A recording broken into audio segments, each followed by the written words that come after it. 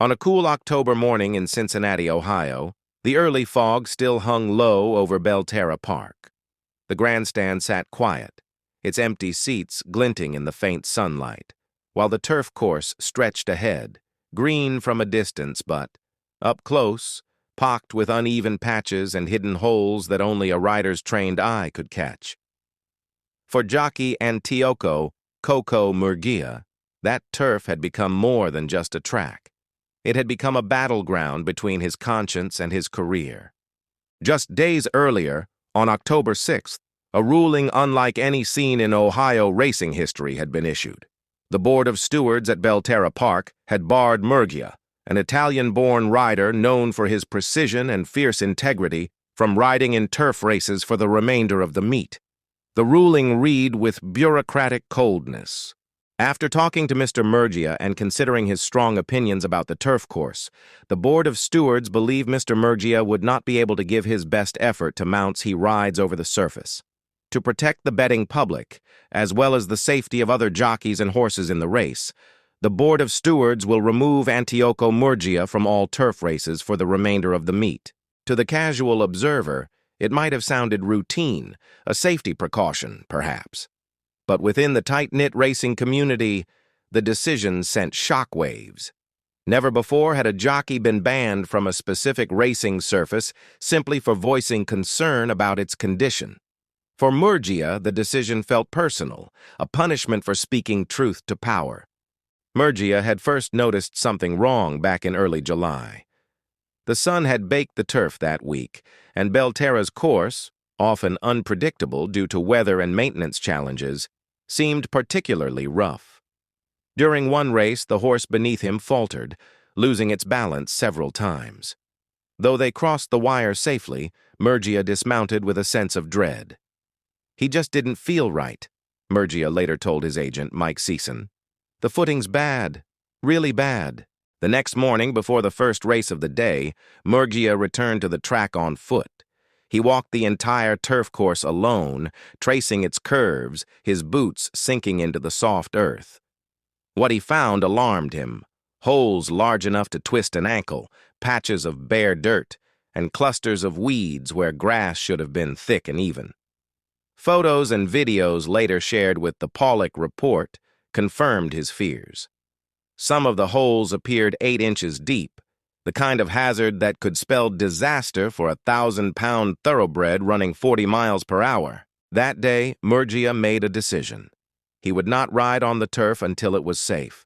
For weeks, he refused turf mounts, a silent protest in an industry where silence often feels safer than honesty. Races pulled, then returned. His concerns soon seemed validated. On July 9th, Belterra Park officials took races off the turf altogether. For a full week, until July 16th, the grass track remained unused. Management cited weather and maintenance concerns, though few publicly acknowledged the depth of the problem. When racing returned to the turf on July 17th, not everyone was convinced it was ready. Then, on August 2nd, the cycle repeated. Belterra Park management again pulled the races off the turf after a track inspection by racing manager Ashley Holliday, 2 jockeys, and a horse owner. A notice posted on the Ohio Horsemen's Benevolent and Protective Association website confirmed the decision. 2 days later, on August 6th, races were still off the grass, but by August 7th, turf racing had resumed once more. According to Season, Belterra's track maintenance manager, Steve Breckling, worked throughout the summer to repair the surface, but the improvements were inconsistent. "They'd fix one spot," Season said, "and 2 others would appear. It's like chasing shadows." Neither Holiday nor Boyd Gaming, Belterra Park's parent company, would respond to repeated requests for comment from PallockReport.com, the best website for all things horse racing. By the time autumn rolled in, tension around the turf had reached a breaking point. On October 1st, after a long afternoon of racing, Murguia returned from the 5th race, another one run on the grass. The frustration that had been simmering for months finally boiled over. As he dismounted and led his horse back toward the barn, he spotted members of the track maintenance crew nearby. He turned toward them, his voice carrying across the quieting paddock. "This turf is shit," he shouted. It wasn't elegant. It wasn't diplomatic, but it was honest. The crew, reportedly offended, passed word up the chain. Soon Belterra Park management drafted an internal report documenting the incident. That document would later land on the stewards' desks and change the course of Murgia's season. 2 days later, on October 4th, Murgia received a call. The stewards wanted to see him. It wasn't a formal hearing, at least, not yet. Murgia told them he was about to get into the hotbox to prepare for his rides that afternoon, but they insisted on speaking briefly. According to Association steward David Max Pate, the discussion took place over the phone and was not recorded. That afternoon, the stewards quietly removed Murgia from his turf mounts, including one favored horse that later went on to win without him. To Murgia, it felt like a punishment without process. He assumed no official hearing had been held. But behind the scenes, the wheels were already turning. Ironically, that same day, tragedy struck another turf race. In the 8th event, a 5-furlong sprint, a horse named Raison d'Amour fell. Apprentice jockey Summer Pauley, one of the most promising young riders at Belterra, suffered a broken wrist that required surgery. Pat later insisted the accident had nothing to do with the course conditions. "The horse bled badly in the race," he said. "That's why it fell." Still, the timing of the incident did little to ease growing concerns about safety on the turf. On October 6th, the stewards held a formal hearing with Murgia. 2 days before the season's end, they handed down their decision. He was banned from riding on the turf for the remainder of the meet. The reasoning they claimed was not disciplinary, but protective, for both Murgia and the betting public. But to many within the industry, including the Jockeys Guild, it felt like something far more troubling, an attempt to silence a rider for speaking up.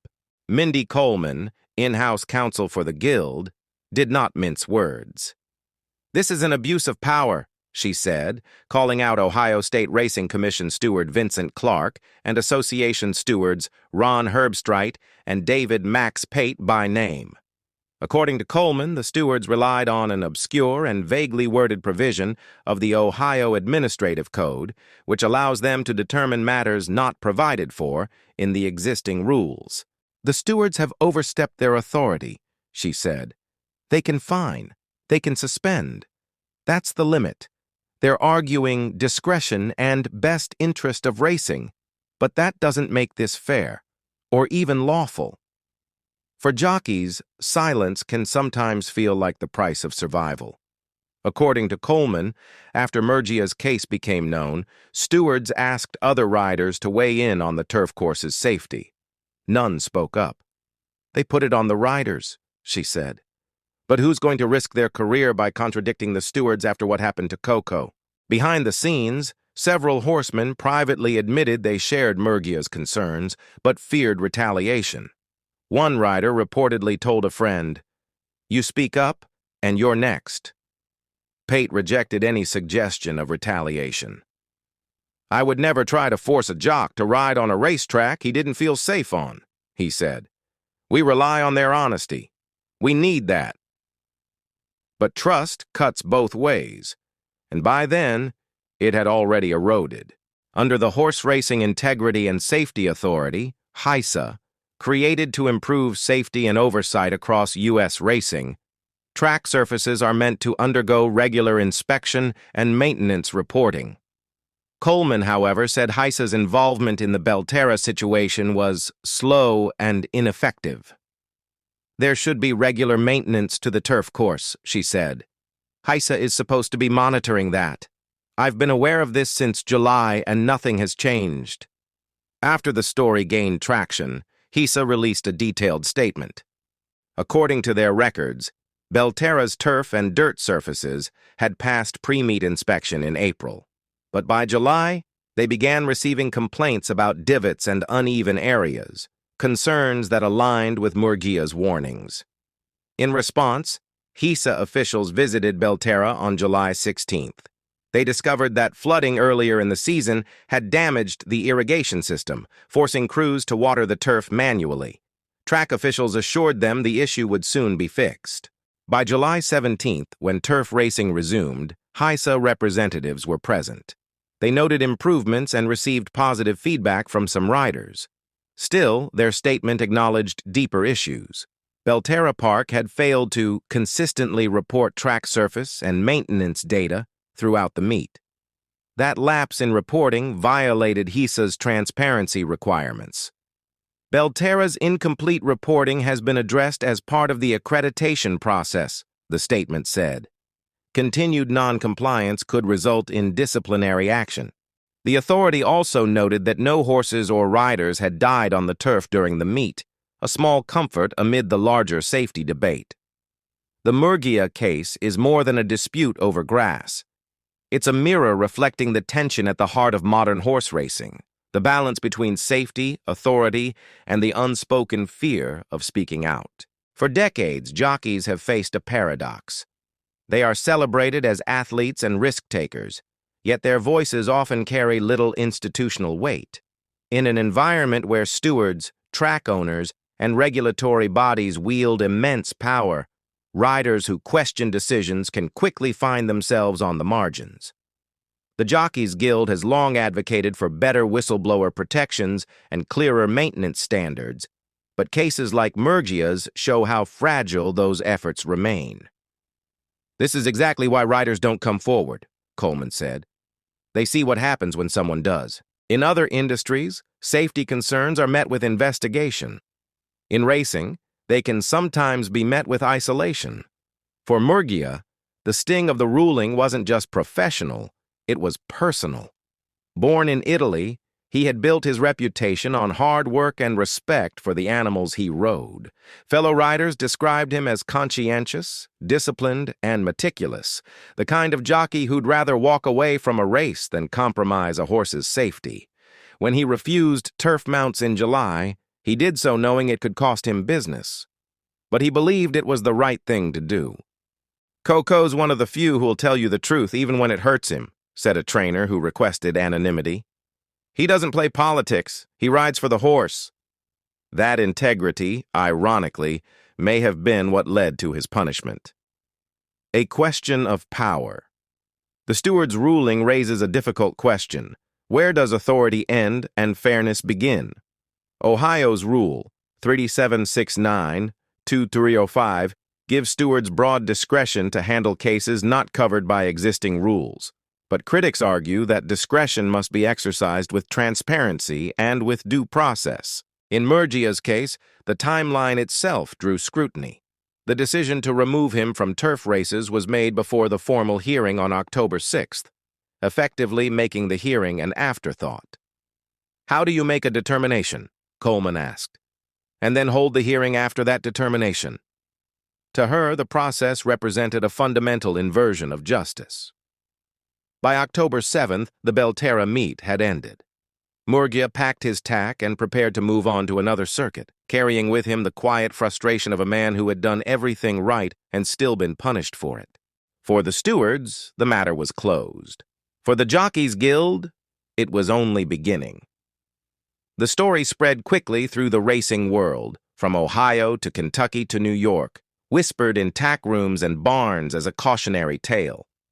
Riders debated what they would have done in his place. Some admitted they might have stayed silent. Others said they admired his courage. Meanwhile, the turf at Belterra Park rested under the autumn sun, its imperfections hidden once more beneath a thin layer of green. In the end, Murgia's stand was about more than one racetrack or one meet.